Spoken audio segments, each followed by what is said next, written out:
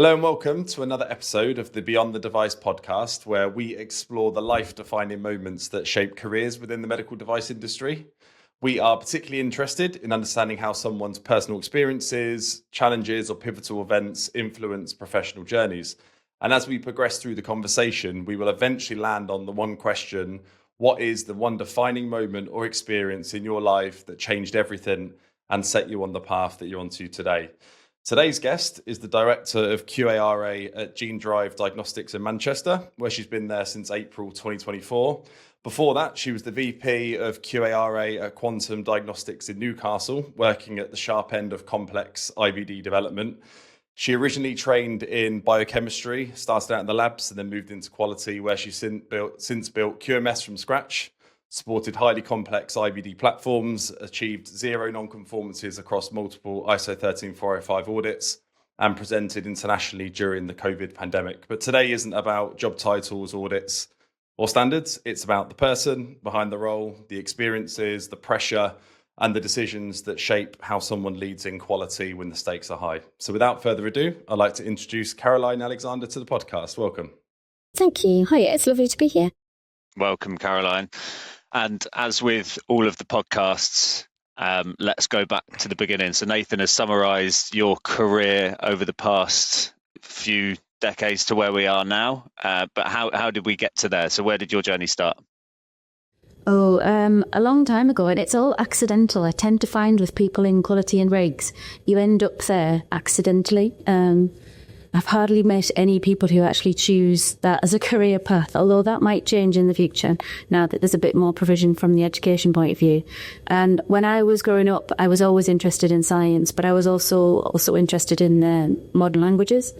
So it was a bit of a pivotal decision at A-level time to decide what I was going to do. And I always wanted to be a vet, and I spent loads of time on farms and kind of racing greyhounds randomly, as well as doing other fairly random animal-focused stuff. So I decided to focus on the science and try to become a vet. And that didn't work. And I ended up, I did a year of civil engineering at University of Newcastle via clearing, and then moved from there to biochemistry.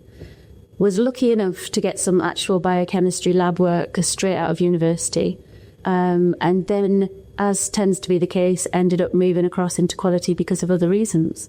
For me, the main point, I ended up pregnant, and you're not allowed to play with chemicals while you're pregnant. It just, risk assessments get really complicated. So they tend to move you out and you end up doing paperwork. So started off doing QC stuff and then ended up in QA, and I've been there ever since. Okay. So the exposure to things like the greyhound racing when you were younger, or just being in environments where you were on the farm, was that just based on where you grew up? Was it passions and interests of your parents that exposed you to that sort of stuff? Yeah, it was a little bit of both, really. We ended up moving a lot when I was young, and my dad, because of my dad's job, so we lived all over the country, really, and kind of only settled in the northeast when I got to secondary school. So my school career up to that point was very disparate, I guess. I had a year here and a year there and a year somewhere else. Didn't get a chance to build up very many relationships, and so that got quite difficult. But then in secondary school, we stayed in the same place. And through the whole of my secondary career, which was great. So that was very stabilising. Made some excellent friends at secondary school, and still in contact with them now, one of whom and her uncle had a farm, and I spent a lot of time during lambing season there. It was just more to do with the fact that I've had a real affinity with animals, always had pets. We had a bit of a zoo when I was growing up. We had all kinds of different domesticated animals all over the place. And that kind of sparked the interest. So that's kind of where I went. So do you think that that early childhood of moving around quite a lot, did you think that kind of got you used to change quite early? Yeah, it certainly did. Yeah, it's kind of, I guess from my perspective, it made me less likely to kind of initially jump into things. I'm a little bit more restrained, a little bit more, what's the word people use? Like, not really restrained, but you know what I mean? Sitting cautious? Back a little bit. A bit cautious. Yeah. yeah, that kind of thing. So I tend to kind of observe what's going on before I offer my opinion or get involved, which actually really helps on the quality regulatory side of things. Yeah. And I lost you there. Sorry, that froze. There, that froze for me. But James will be able to edit that. So I'll carry on. So James, just cut this bit. All right. So with early childhood and then trying a few different things, was there any particular role models, whether that was parents, family members, teachers, that maybe guided you to the route your academic path took? Yeah, so I have specific memories of a couple of teachers at secondary school who really did have a big impact. One of those was my English teacher through my GCSEs, who was just a really dynamic, really engaging character who inspired you to get involved in the stuff that you were doing. English literature, I remember spending a lot of time reading various different books, and he inspired a spark of interest in stuff that you kind of, as a 13, 14, 15-year-old girl, you're not really that interested in Shakespeare, but he inspired an interest in that. He was an excellent character, and I specifically remember saying a really naughty swear word in one of his English lessons because it was a direct translation of an Old English word, and he thought that was absolutely hilarious, and that was great.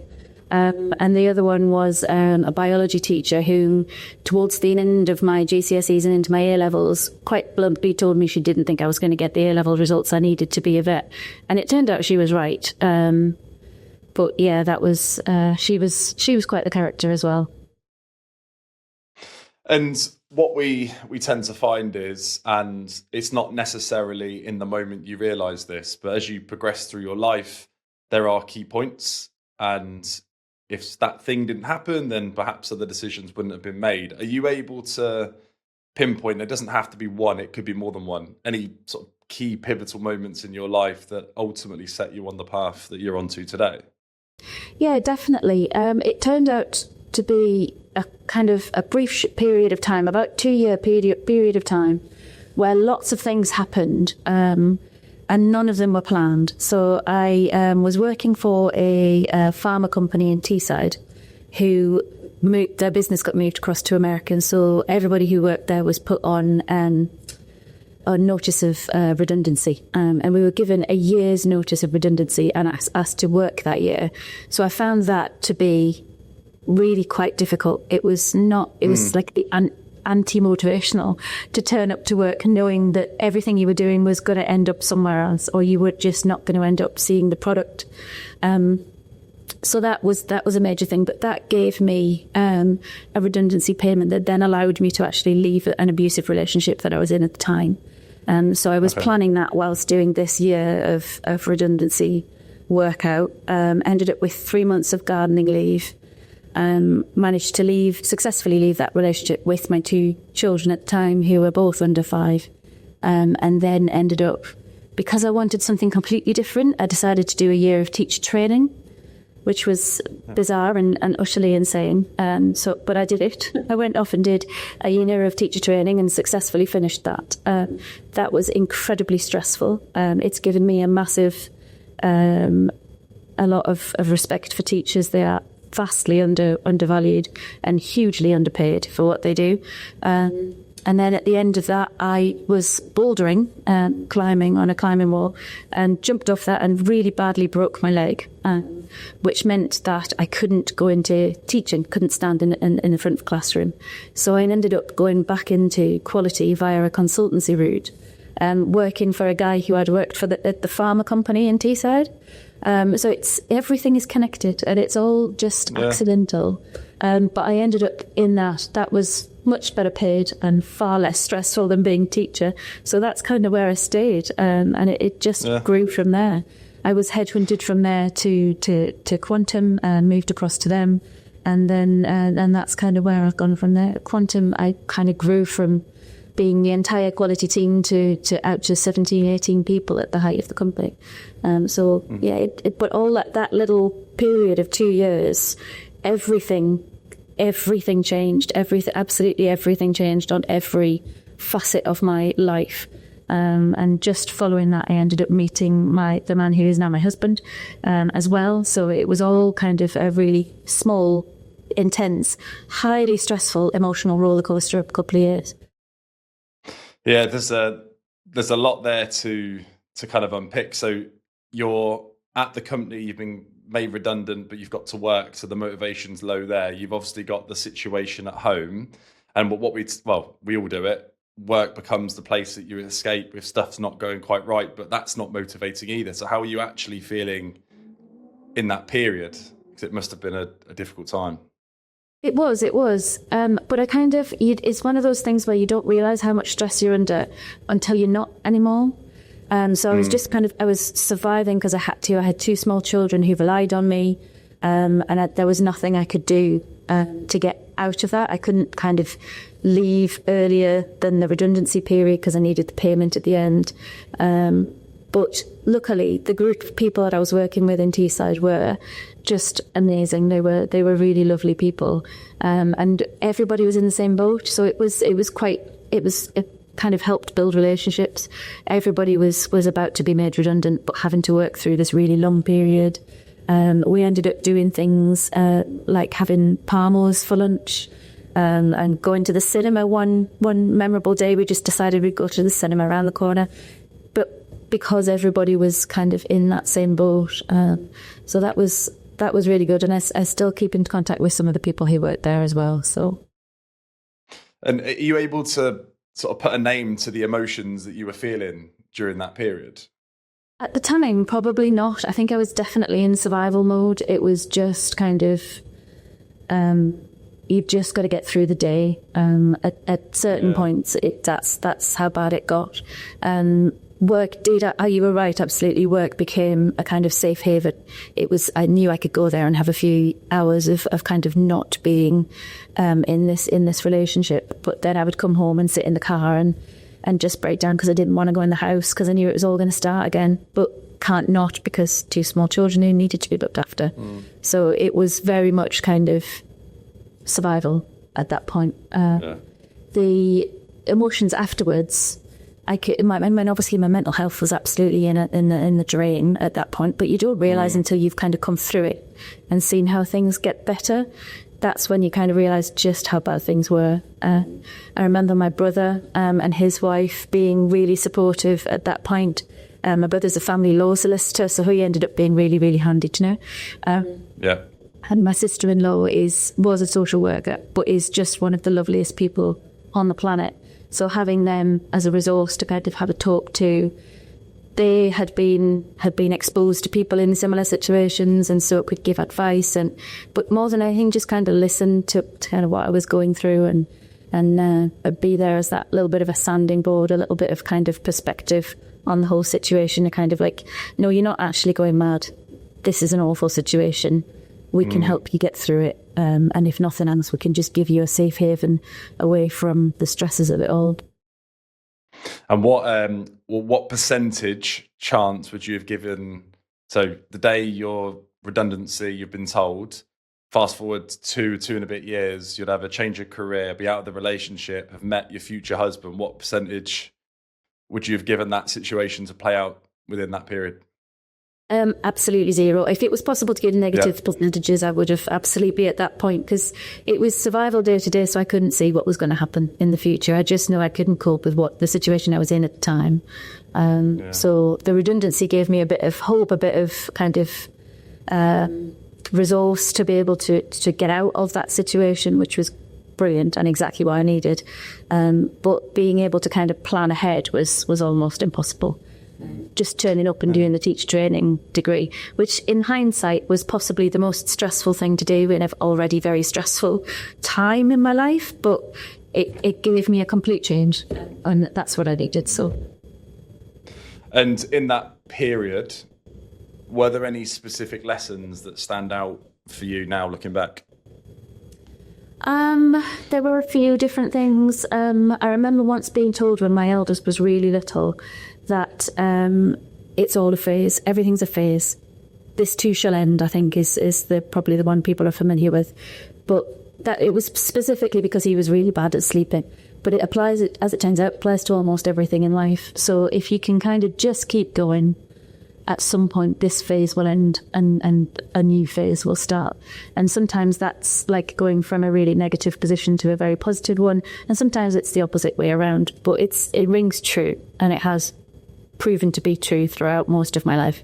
I think there's another one that my husband's very fond of, this regression to the mean. So you can be at a peak of something, but eventually you're going to come back down again, or you can be in a trough and eventually you can come back up again. And it does that. That's another one that really does work. I think the peaks and troughs are smaller now, which is nice. It's good to not be in such a stressful, changing situation. So I do think that those things are lessons that I've learned, and I've absolutely proven to be entirely true from my perspective. My sister has a tattoo on her wrist saying "This too shall pass," and we talk about it all the time. It is definitely phases, and you can reflect on that phase. And there'll be so many people, some of our listeners probably, that are currently in it. So what you're sharing in your experience is going to be so helpful. And you've already mentioned your mental health at that time. But when you're in survival mode, it's that constant adrenaline of fight or flight, and that is exhausting to be in that. And again, on reflection, you can't really place emotions on it. You just know it was a really hard time. But once you're, I guess, with the luxury of reflection, you can then start to think, well, how can I manage myself better day to day moving forward to make sure those peaks and troughs aren't as vast? So you mentioned your brother and sister-in-law already as a support system, but just day to day now, what sort of strategies do you have in place to manage your mental health?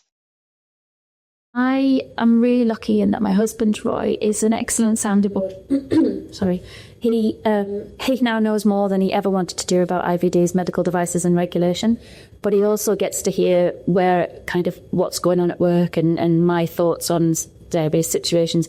As I'm sure you're aware, the biggest advantage of any company is its people, but sometimes relationships between people at work can get less than ideal. I mean, I've got to the point where I can cope with almost anything you want to throw at me, that's fine. But I can see that it puts people under stress, particularly people who work on my team, and I need to keep them, to protect them to some level through my role. But he is my absolute rock. He will just, anything that I want to throw at him, he'll just absorb it. And if he thinks he's got some advice that's relevant, then he'll give it. And otherwise, he'll just kind of go, oh yeah, I can see your point of view. And that's hugely valuable. It's really nice to be able to do that and have somebody who's willing to do that for you. In terms of kind of being able to do the role that I do, he has ended up being absolutely pivotal in that. Because essentially everybody needs somebody who can pick up all the slack. At times with my work, I need to be working 14 hours a day, and therefore the kids need looking after, or the shopping needs done, or whatever. Just admin things need to happen. And he's absolutely fine to pick up all of those. And equally, when he needs to invest his time and effort into something else, then I step up and take that over for him as well. So it's a really good partnership, and that's hugely valuable in me being able to pursue my career. He is absolutely my cheerleader and wants me to be ambitious and kind of do what I want to do and be successful. Yeah. Shout out to Ray. It shows like the power in a strong partner, and it is exactly that. It's a partnership, isn't it? You lean on each other. So important. So if someone was going through their own turning point or phase, if you had some advice for someone, what would that be? It's difficult. It's really difficult. In the moment, it's really hard to see the way out, to see that there is a future. Sometimes it really is. It can get that bad, particularly if you're in an abusive relationship situation. But it's remembering that things can be better than they currently are. You might have to wind your mind back for many, many years to remember something being better. But keep that hope and plan to have that back again. Remember that it is a phase. This too shall pass. You will end up in a better situation. And if there's stuff that you can do to help yourself, then do. There's loads of resources out there now that there weren't at the point when I left that my relationship. There's so many different people who can support you. So reach out and ask for that, and try and find the connections, whether that's through people, or various different organisations out there. Just do that. It's absolutely not weak to ask for help. Everybody needs help at some point. So do. I think there's so many charities now for every situation almost that you can lean on, free resources that are quite well signposted now. How has it shaped you then as a leader? Because you mentioned the size teams that you've had previously, and through your own experiences has perhaps made you more empathetic, but I don't want to put words in your mouth. How has it shaped you? I think it's given me really good perspective, actually. I think there's a danger when you're young of especially if you're somebody who is ambitious and wants to achieve, there's a danger that you focus on work above all else and forget about the rest of life, family, friends, structure, all that kind of thing. So I think from my perspective, it's helped me to realise that work is important. You spend a lot of time at work, and what you do should hopefully be something you enjoy doing. But there's lots of other things that also need your attention, and you can't focus on work to the kind of 100%. Other things also need to happen. Having kids also gives me perspective. I think just knowing that stuff that's happening at work can be super important in the moment. And certainly your CEO, your boss is absolutely going to tell you that this is the most important thing that's happening anywhere in the world right now, and it needs all of your attention, and therefore you should be here doing all of this and dedicate yourself to it. But it's not actually true, and you need that perspective to kind of let you know that actually, yes, it's important in a work setting, but the world isn't going to end if I don't do this, if I don't do a 14-hour day. At this point, I think COVID meant that a lot of people kind of lost some perspective. It changed everybody's outlook. It's had some absolutely massive positive effects on the workplace. But I think in terms of the amount of time people invest in work, some of that was a bit negative. It kind of meant that working from home is great. It's really helpful, but you don't have that kind of disconnection time where you kind of put the work down and then go away. It's a lot easier to just open your laptop and do a few hours here and there. Or at least it was for me, and entirely my perspective, not everybody else's. But generally, my experiences to this point have given me a good perspective, I think. I think I am quite empathetic. I find it very easy to imagine that if somebody is not delivering at work, there's probably a reason for that, and it's probably in their personal life. And I'm very well aware that work can be a safe place for people. And so I tend to be better at listening, better at placing myself in somebody else's shoes and kind of understanding where they're coming from and kind of what they might be going through and whether we can support that. And sometimes I suspect that companies probably... I mean, you hear a lot on social media at the moment about companies not being very supportive of their employees, and so people are quietly quitting and refusing to do extra hours and all of that, put extra effort in when it's needed.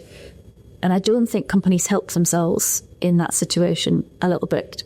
There is, in some cases, this acceptance that your workforce is expendable.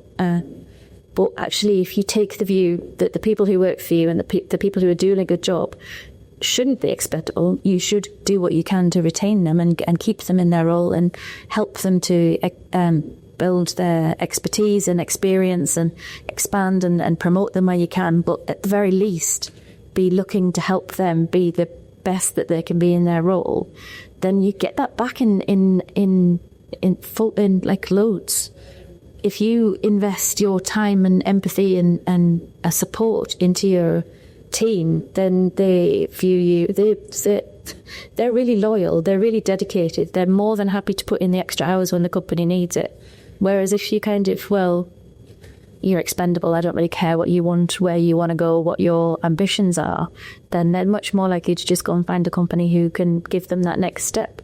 Whereas if you nurture a bit more, you get better loyalty. And then you find that people go off. People move careers, they move jobs, they go into different places.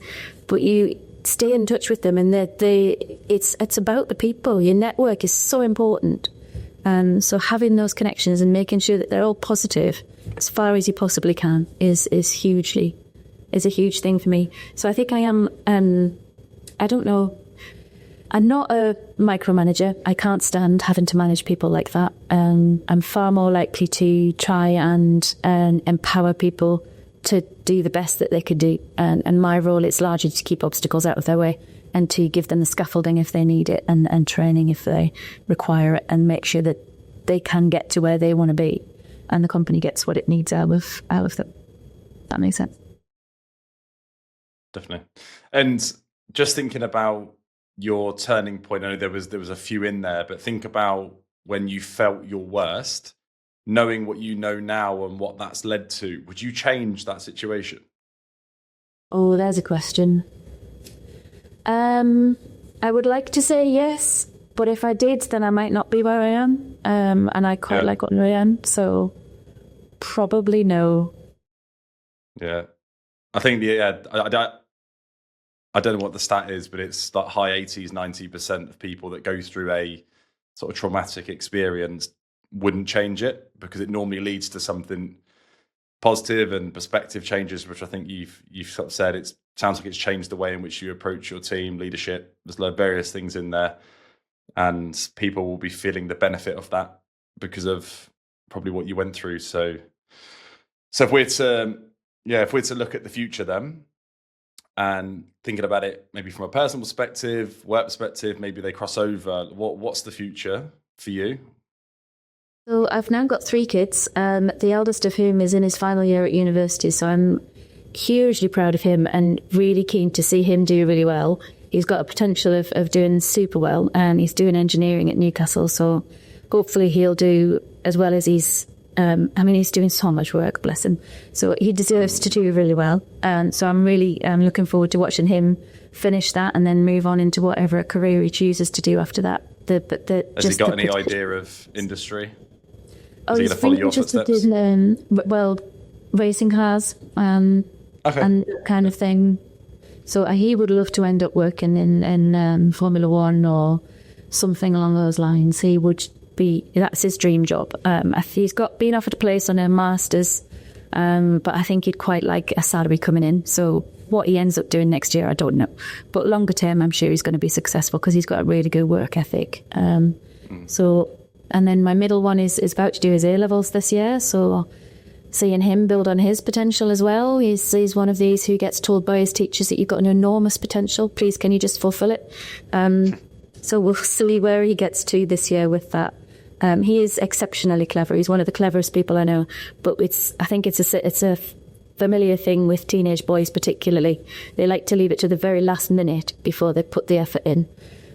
So we'll see what he does with his A-levels, and then he wants to go to law as a university degree, so that will be interesting to watch. And then my littlest is 10, and she's just not a bit of bother, but she's off to secondary school this year as well, so quite pivotal points in all of their lives at the minute. I'm really looking forward to watching them develop and fledge and become successful in whatever they choose to do.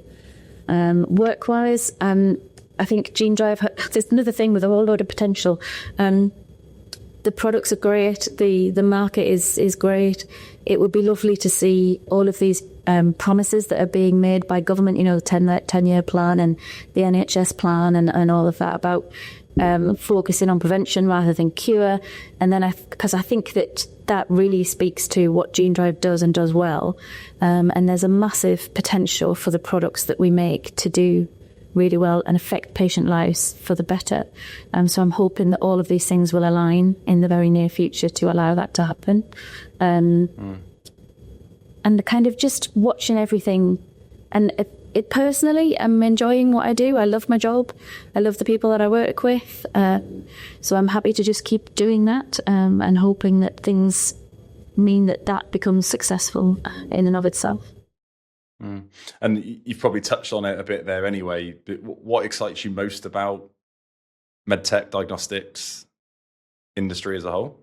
Again, it's all about potential. I think that some of the positive things that came out of COVID was a focus on diagnostics particularly, and the power that they can provide to healthcare, preventive medicine and personalised medicine, ability to kind of tailor our medical intervention to what we know is going to work on the people it's going to work on at the right time in the right place is just huge. And it would save the NHS millions, if not billions of pounds, if they can get themselves into a place where they are focused on prevention rather than cure. And they've been talking about it for literally decades.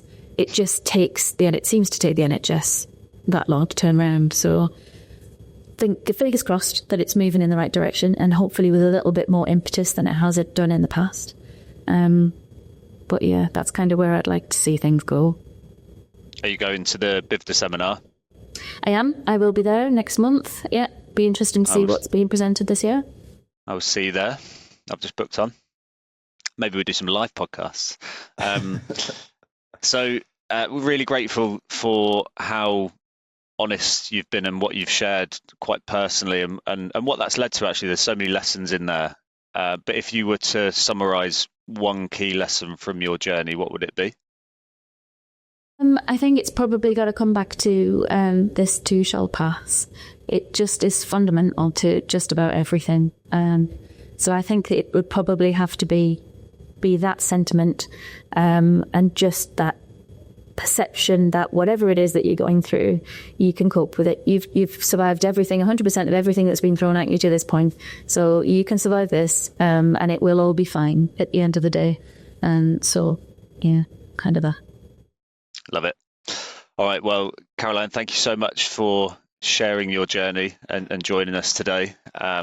We'd invite all of our listeners to reflect on their own turning points and journeys. And if you feel like you've got a story to share, please reach out to myself or Nathan. Please like and subscribe across channels, and we will be back with another episode very soon. Thank you. Thank you, Caroline. Thanks.